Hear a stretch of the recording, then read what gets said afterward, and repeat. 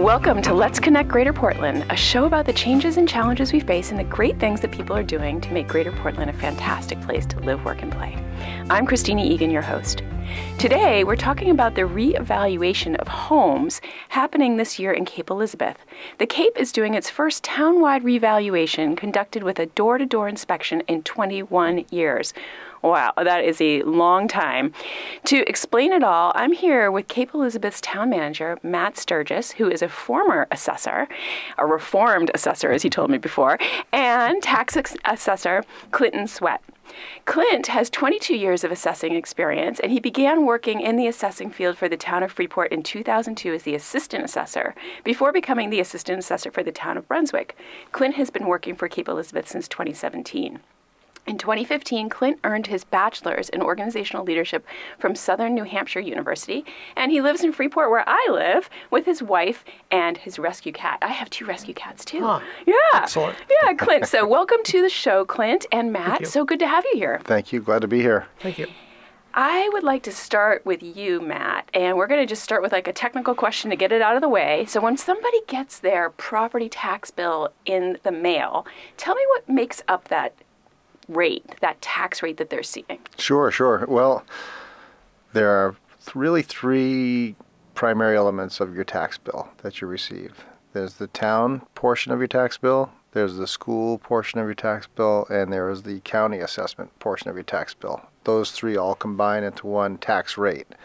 The town, we collect taxes for the county, as well as the school is a department of the town, so that's all part of the assessment, part of the tax assessment that you receive. The municipal part of the tax rate is comprised of everything the town provides, from public works, public safety, that's police, fire, EMS, your administration, your tax collection, community services, for programming for community residents, the library, Thomas Memorial Library is part of that budget, and all the other different elements that comprise the operations of the town on a daily basis. So take care of your roads, put away bad guys, take care of people who are injured and get them to where they need to have their care, as well as administer all the other ministerial functions of the town. And then the school portion, which is, that town portion is roughly about 20 or so % of the overall tax rate. And then the county portion itself is about another 5% of your tax rate. And that's determined by the county. That's a pass-through bill, so they let us know every year what it's going to cost to run the county operations, the jail, the sheriff's department, registry of deeds, all of those fun operations that they do. But they allocate that to all towns across Cumberland County, so we pass that through and collect the bills for them. And then the school side, which is roughly in Cape Elizabeth's comparable to many of our peer communities.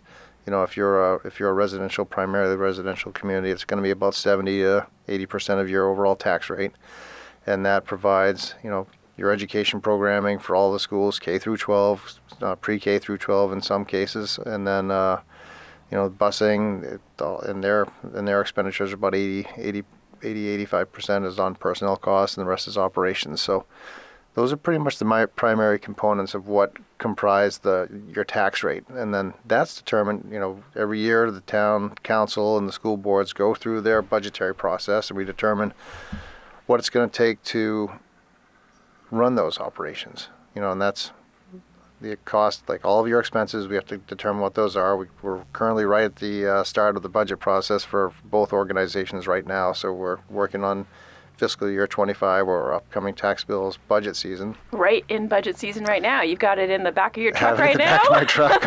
We're taking it to the printers after this to have it taken care of. And that's the proposed budget that will have all of the different municipal functions that you talked about covered. It will, yeah, as well as all the capital projects that we have, which is, paving of roads, stormwater management projects that we have to take care of, public safety infrastructure, things along those sides that we have to fund. So all the things that are invisible but actually make the town go. The stuff that you take for granted, but we spend our day and nights trying to do that. So we've got a lot of really great folks who all my department heads work together to get all that information combined, and we bring it forward, and I'll deliver that to the council this week, and so they can have that and start the process. And And then also that has the revenues. The town also receives revenues that are out there outside of property taxes. You know, we have different revenue streams that are there. There's excise tax, state, state, yeah, exactly, state, federal fees. You know, revenue sharing, which is dispersal from the state of sales and income taxes as they come in. They allocate that out to the towns above and beyond a certain level that they have,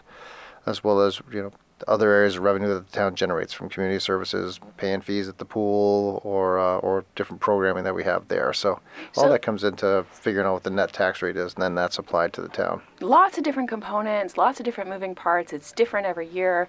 Matt, I just want to just dig in a little bit on how property tax fits in, and you're going through a revaluation. So talk to us about why you need to do a revaluation in order to help set that rate. Well, there's a couple of good reasons. One is time. The last revaluation that we did was in 2011 in the town, so it's been 13 years since that point. We actually had started to do this in winter of 2019. We had scheduled to begin this process. Oh, I wonder what happened right after that. Something put a pause for about 3 years into that process, and COVID came in. Clint and I had talked about this, just about to launch the program and start to do a door-to-door canvassing of the different properties in the neighborhoods. Not a good and COVID time. came, and so we had to put the brakes on, reach out to the whole community and say, we're not going to do this because A, no one knew what the proper protocols are going to be, and B, nobody wanted somebody who they didn't know coming in through their door, and it just wasn't safe. So we had to put a pause on that. And so over that time period, the market also, it was already due, because the relationship to sales to their assessments was already a difference was great enough that we needed to do a revaluation. Meaning that the home prices that you had on record at the town were lower than what actually the market was allowing houses to be sold for. Yeah, homes are selling for a considerable amount greater at that point even than what they were assessed for. So that really required it to be done. But COVID put that pause in, and during that time the market also continued to move forward robustly and continues to this day. So so you have to do that. You want to make sure that people are being assessed accurately. Also, you want to make sure everybody's being treated equally. So a big part of a revaluation isn't just to update the numbers. It's about making sure people are treated equitably, and that's huge because over time, over 13 years, there are areas that may have appreciated at a greater rate than others, and others might not appreciate it as much. So the difference is those that appreciate at a greater rate are paying less than their fair share, whereas those who haven't appreciated as rapidly are paying more than their fair share. So it's in many ways you can call it an equalization program as well. Yeah, so it's really about fairness. And Clint, that must be one of the main reasons why the state requires municipalities to go through revaluation. Can you tell us what the state requirements are around that? Yes, the state requirements regarding that, they want to see they want you to do an inventory of the housing every 10 years. So every 10 years they want you to go out and inspect the properties in your town. And that's an important part of a revaluation. We're knocking on doors, we're remeasuring the structures to make sure that the square footage is correct. We're looking to see if there's any new additions that may or may not have had a building permit. If there's no Let's hope they did. Yeah. Well, that's another thing when you're talking about equity, and you talk to one of your neighbors and say, well, you jumped through all the hoops and got your building permit and added your deck, but your neighbor may not have gotten the permit and yet he adds a deck. So you want to make sure that items like that get captured, and it's really just to be fair to everyone. So remind us how long ago it was that Cape had its last revaluation? The last time they knocked on doors was in 2003. So almost 20 years ago. Yeah, exactly. So a lot of things have changed since then. And where are you right now in conducting the revaluation process in Cape? Well, we have the process complete. The field inspections were done. You've knocked on all those doors. We've knocked on all those doors, most of the doors, not all the doors, but we knocked on most of the doors. We received the data from the reval company that helped us with that in the fall of '23. Upon review of some of the data that we received, we decided to postpone the implementation of those numbers until this fiscal year, the 24-25 fiscal year. And that gave us time to review some of the data, make some corrections that needed to be done. And now we're ready to roll it out and inform the people of Cape Elizabeth of their new values in preparation for the tax bills that go out in the fall. And the information's also been, the updated info has been posted on the town's website right now. So folks can, before they receive their letters, can search it by name, by address, location. So they can look at that and compare and contrast to their friends and neighbors. So that's available. And then I know Clinton staff have really been working hard to stuff about 4,500 letters with including their property information for verification, but shipping that out, and those are in the mail as we speak. So. Yep. And do you have a sense from looking at that data that you've now kind of analyzed and been able to adjust a little bit, do you have a sense of how much those valuations have changed in Cape Elizabeth? Well, in some cases, property values have doubled, and in some cases they've tripled. The one thing that we need to educate the public on is that just because your valuation doubles or triples does not mean that your tax bill is going to double or triple. And why not? Because it sounds like that would be logical. Well, let's get back to a simple math equation. Matt talked about... All right, everybody tune in. We're going to just do math for a moment. Sharpen your pencils. Great. When Matt was talking about the budget process, you want to come up with a tax rate, or some would call it a mill rate. Those are the same words, mill rate, tax rate. You're basically taking the budget of the town, municipal, school, county budgets, and you're dividing that by the town's valuation. Well, the town's valuation, that's the part of my job, part of the revaluation. So when that bottom number gets larger, as in any fraction, your mill rate or tax rate is going to get smaller. So even though your property may double or triple, the mill rate or the tax rate will be smaller. So it usually washes out that a third of the properties will see their tax bill increase, a third will stay about the same, and actually a third may actually go down following the reval. So one way to think about it is you've got a certain amount of money that the town needs to function. And Matt, you did a great job explaining all the different ways that a town and schools need to function. But you're just re-shifting how that tax is levied against different homeowners based on how their properties have changed. The values of those properties have changed in the last few years. Is that right? Yeah, and to maybe put another point to it is the town's not doubling the amount of revenue that it's going to have as a relationship to the tax, to the update and the assessments. So it's not a bunch of new revenue that's going to come in. It ultimately will be, this town will go through what the net amount that the town needs to raise to pay its bills, and then, like Clint said, it's a big fraction. So right now the tax rate's about $22.34 in fiscal year 24, our current year that we're in. Against what, $100,000 of home value? No. Per thousand. Per thousand, I mean. Per thousand value, yes, yep. or $2,234 per $100,000 in value. Yeah. And so what you're going to find is that mill rate or the tax rate's going to go from $22.34 to somewhere in the $10 to $12 range. Yeah. So your value might have gone up by, from $400,000 to $800,000, but that same tax bill that was $8,000 before is still going to be in that range. Yeah.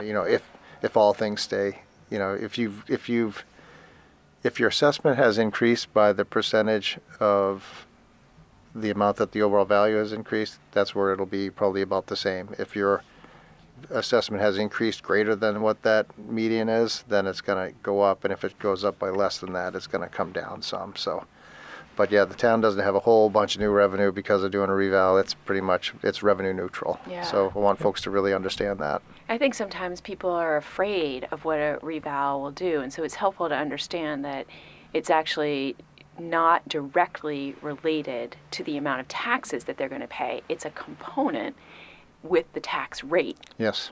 Okay. Yeah, so we've done our math, which is great. Thank you. Hopefully everybody stayed tuned on that. It's important to understand it. But I imagine, Clint and Matt, that you get a lot of questions from your residents about their tax bills. What's the most common thing that you hear? Yeah, one of the most common things that we hear, people will come into my office and upon seeing the new values, they get frightened. They're, you know, it's a human reaction. The town's going to tax me out of my house, kind of a conversation. And, you know, my job as the assessor is to try to, first of all, explain to them that, you know, because their property doubles doesn't mean their tax bill is going to double. But then what I also do is I will look at their property and see if there's any ways that we can possibly lower their tax burden by checking to see if they are getting all of their exemptions that they may qualify for. See if they're getting the homestead exemption, see if they're qualified for a veteran's exemption. In some cases, a blind exemption is applicable. So my job is to check into those exemptions to see if they qualify for those. And the other thing is, you know, locally we do have some senior tax relief programs that are available. So I always check to see if they qualify, and if they do, I add them to my mailing list and make sure they get applications for that program as well. That's one of those programs that I know a lot of towns across Maine have been adopting as a way of trying to make sure that people that have really built their communities but are now on fixed income or retired can stay there. So do you see a lot of folks in Cape Elizabeth that are taking advantage of your senior tax relief program? We do, yes. Last year we had almost 200 approved applications with a budget of $95,000. We were able to help a lot of seniors, and it's a good feeling. You know, you like to see the elderly community come in with their applications, and they're always so happy to deliver that. And I'm real happy to kind of be the administrator of that program. So it works out really nice. There is one more final program from the state of Maine, which doesn't get a whole lot of press. It's the Senior Tax Deferral Program, which seniors can apply for this program. It's administered through the state, and if they qualify, the state will pay their taxes for them, and then upon their passing, or should they decide to sell their property, the estate or the homeowner would then pay the state of Maine back those taxes. But that would allow them to live tax-free for a number of years. And that program's available as well. Another great strategy for helping keep people in their homes when they aren't earning as much income as they were in midlife. I'm still thinking about this door-to-door work you did. That is a lot of doors, and I'd just like to know a little bit more about how you did it. Like, did you visit every property in town? Do you go inside? How does it work? Well, we prepare. We each canvass a neighborhood. We have our property cards all lined up and ready to go. And when you say we, who are you talking about? Well, you personally, or? Well, it was me, and we had a team of field appraisers. We had about three others, so okay, about so four of us. Four of you going out. Yep. I hope you did it when it wasn't winter. We soon as we could, we got started. We did some work in the winter, but no, you knock on the door. If nobody comes to the door, we step back, take a photo of the house, take out our tape measure, and if we can, we walk around the exterior of the house and verify the sketch, make sure that the square footage is correct. And then based on the style and size of the house, we basically have to estimate how many bedrooms or bathrooms it may have. And then we take that information, and we're in the process of mailing out value change letters, and we put that information in the letters. So they'll get the letter. If the number of bedrooms and bathrooms are wrong, they can call my office and we can square that away. Got it. And I'm wondering, if somebody doesn't agree with the valuation that you've assigned the house, what's the process for them? Well, they can contact the assessor. That would be me. First thing we would do is verify that the data is accurate, make sure that the sketch is correct, make sure the number of bedrooms and bathrooms are correct. And then, if need be, I can come out and do another inspection of the home, making notes of what's called depreciation of the house, which is the physical wear and tear of the house. That can affect value up or down. And we can, possibly make some changes.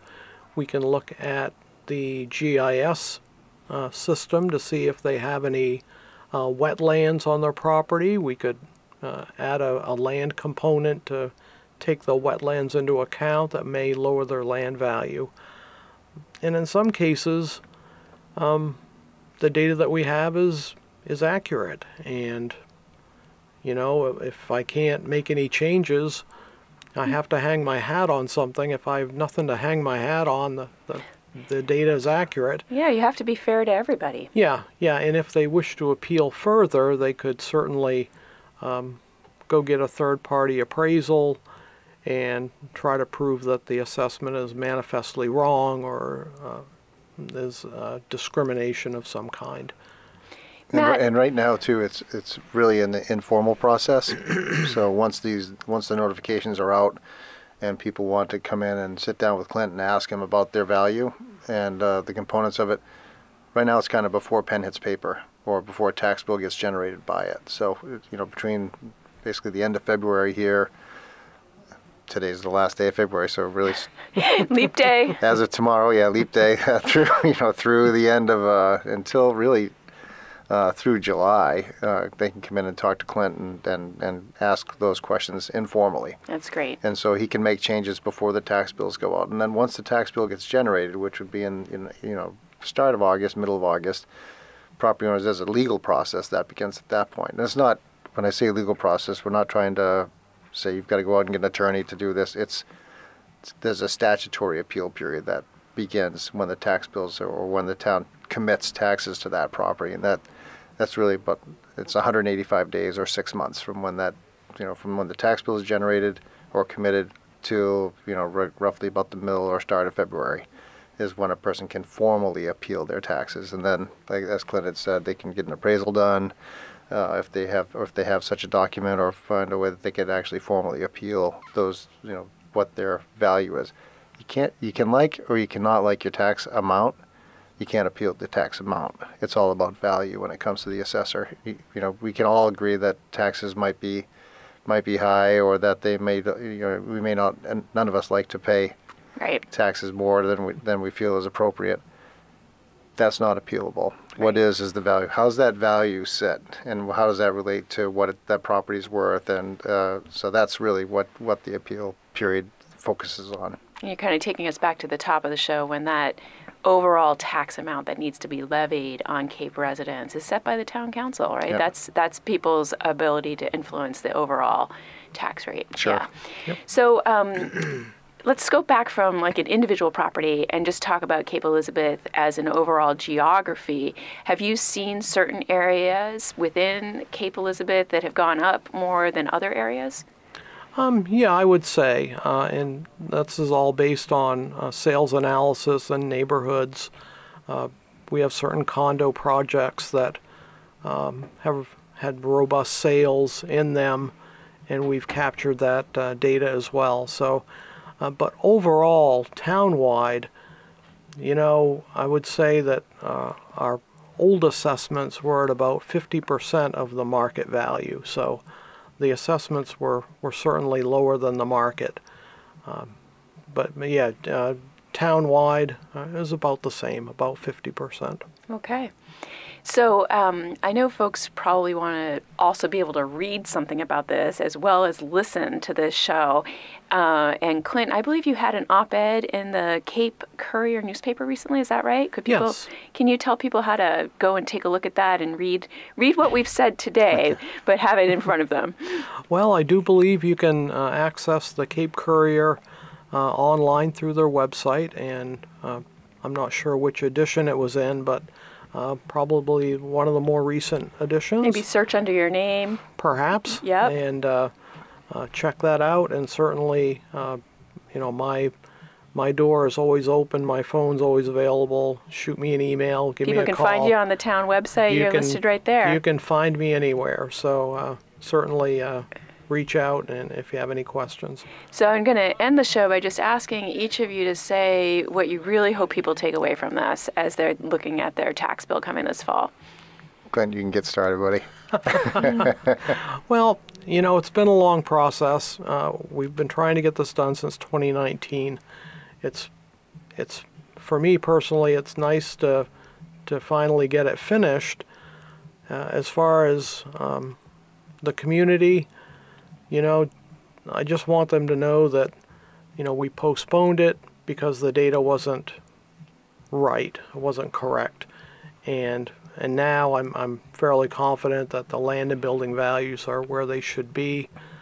Certainly, equity and fairness is what we strive for, and I think that's what we're delivering. But certainly, if you get your value change letter, give me a call if you have any questions at all, and I'll be more than happy to go over that with you. Thank you, Clint. Matt, what would you tell people? And I'd say, I think, we're really grateful for the extra time that the project has taken. I know back last fall, we were up against a time crunch to get the numbers out and get the values implemented. And after, pretty thorough analysis between Clint and I and working with our contractors from KRT, recommended the council take a pause. And they haven't sat still over that time period. They've worked really hard to refine the information, double check it, and make sure that elements that maybe not had been considered in the first go round were included at this point in time. So they've refined those numbers as more of I think there's a better product. There was a great manual that was put out by our consultants that helped on the project. That's very useful so people can understand the methodology that goes behind that, and that's all pushed onto the town's website. And so I think that will help people understand. It's about, at this point, trying to help folks understand why things have gone up, where they're at now, where that journey is going to take them when it comes to the value, and then also take some time, and we'll see where the tax bills come out at, coming out this summer or late summer, in August, and to see where that's going to be. But take your time. It's not something that was undertaken lightly, but it's something that had to be completed because otherwise every year that goes by, the values and the information became further obsolete. So we got a plan going forward that from this year going forward, the assessor will be updating the values on an annual basis. So you won't have that gigantic, let's say, whipsaw effect that takes place with a revaluation. We're trying to avoid that going forward because people like stability, right? And we can find that, and there's not, you're not going to get that surprise every 10 years that your value went from 200 to 400 or 400 to 800, and I mean the numbers are significant these days, and that's across the whole region, but the whole state, we haven't the whole been nation. So it's we're trying to reconcile that to it, but you're also going to see significant change in the tax rate, so I think that'll be good to go forward, but.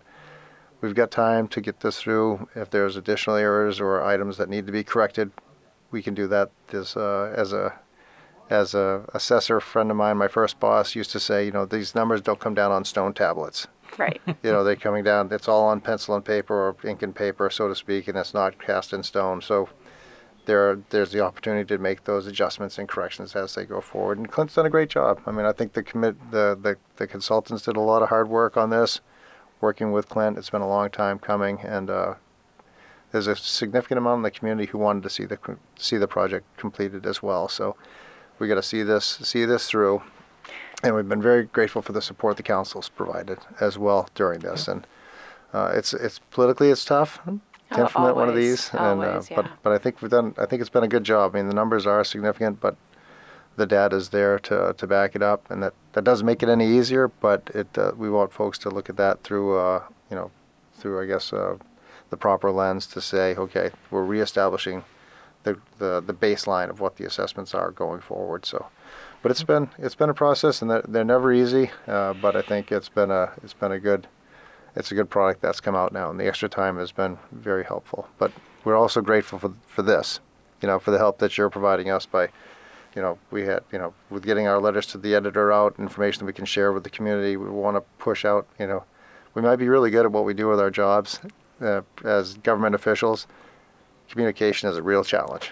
So we're grateful to have this opportunity to meet with you today for this podcast and our recording to get this out. So if we can further reach someone else who might have had a question who wouldn't have found this otherwise. So thank you for this opportunity. Oh, absolutely. And I have to say I learned a lot. I mean, one of my big big takeaways today is just like the amount of work you have to put into getting accurate data, to making sure it's fair, and then to make it transparent. And as you said, not on a stone tablet, like you have to be open to having conversations with all your residents.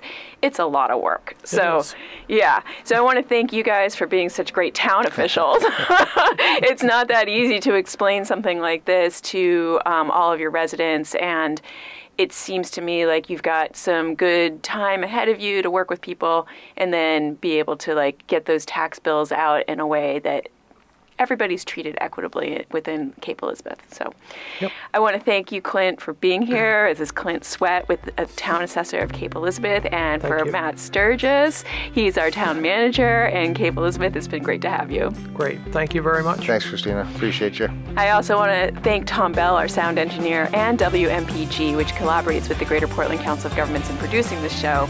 You can reach us on Instagram at Let's Connect Radio. Join us next week for another conversation about the great work happening in our communities. And until then, be kind to yourself and to each other. I'm Christina Egan, your host. See you next time on Let's Connect Greater Portland.